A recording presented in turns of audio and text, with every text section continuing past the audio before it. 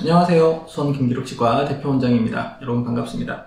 오늘은 치과 마취에 대해서 설명을 좀 해드리려고 해요. 치과 가시면은 자주 접하게 되는 게 이제 마취인데 대부분 이제 치과 치료는 치료를 하면서 통증이 발생을 하기 때문에 마취를 많이 하고 치료를 하게 됩니다. 임플란트 수술을 하든지 발치를 하든지 신경치료를 하든지 또는 간혹 충치 치료를 할 때도 통증이 심하면 바로 마취를 진행을 하고 치료를 하게 되는데요. 그래서 치과 가면은 제일 무서운 부분이 아마 마취일 것 같아요. 이 마취를 어떻게 하면 안 아프게 하는지 제가 하고 있는 방법을 가지고 설명을 좀 해드릴까 해요. 일단 이 모양을 좀 보시면 보통은 치과에서 간단한 마취를 할 때는 그 치료 주변으로 간단하게 치명 마취라는 걸 합니다. 그냥 부분 마취라고 생각을 하시면 되고 그냥 그 부위 주변으로 마취를 해서 마취를 진행하는 경우가 대부분이고요. 만약에 이제 발치라든지 임플란트 수술 또는 신경치료 또는 치아를 깎아서 씌우는 치료들을 할 때는 전달 마취라는 걸 해야 될 때가 있어요. 그 전달 마취라는 거는 치료할 부위의 주변만 마취를 하는 게 아니라 큰 신경을 마취해서 조금 더 통증을 많이 줄여서 치료를 해야 되는 경우에 이렇게 전달 마취를 하게 되고요. 국소적으로 우리가 쓰게 되는 경우에는 이렇게 치주인대 마취기라는 걸 써서 치아 하나만 마취를 해서 쓰기도 합니다. 자, 그래서 보시면 우리 위턱은 위의 턱은 여기서 이렇게 이제 위턱 신경이 이제 내려오게 되고 하악 같은 경우에는 여기 모형 보시면 아래쪽에 하악 신경관이 이렇게 들어오는 부분이 있어요. 그래서 아래턱은 이렇게 이제 안쪽에서 이렇게 자입을 해서 이 신경을 마취를 하게 되면 우리가 이 어금니 부분하고 입술하고 턱 있는 부분까지 전부 다 마취가 되는 것이죠. 그래서 보시면 저희가 마취를 할 때 이렇게 아래턱에서 이렇게 진행을 해서 마취약을 주입을 하고 빠져나오게 되면 이 마취약이 이 신경 전체를 마취를 하게 됩니다. 부분적으로 마취를 할 때는 그 국소적인 부분에 그냥 중간중간에 마취를 하게 되고 이렇게 마취만 해도 보통의 대부분의 치료는 가능합니다.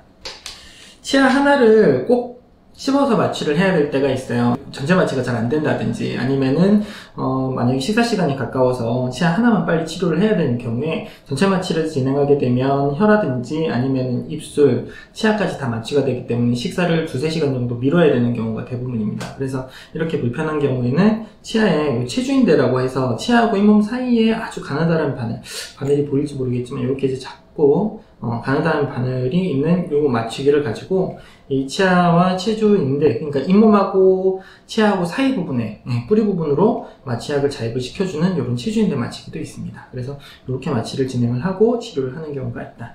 설명을 해드리고요.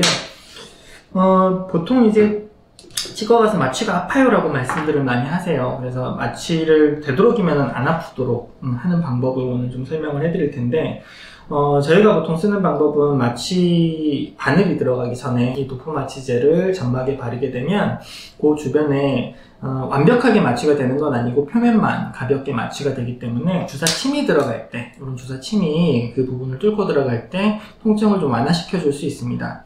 두 번째는 시중에 나와 있는 무통 마취기가 있어요. 기계인데 이 마취기의 경우 바늘도 굉장히 가늘고 자입을 했을 때 약을 주입시켜주는 속도 자체를 천천히 조절하면서 통증을 최소한으로 줄여주게 됩니다.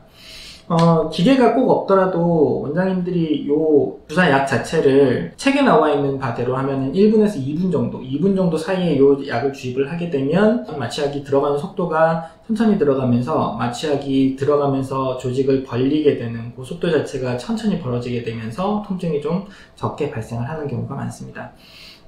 치과 치료하는 경우에 마취를 해야 되는 경우가 많죠. 충치 치료할 때도 치아를 깎아야 되기 때문에 치아 속신경까지 마취가 돼야 하고 시린 느낌이 없어지고, 발치를 할 때는 치아 속신경하고는 상관이 없지만 치아 주변 조직들이 전체적으로 마취가 돼 있어야 발치를 하거나 또는 임플란트 수술을 할 때라도 통증이 발생을 하지 않게 됩니다.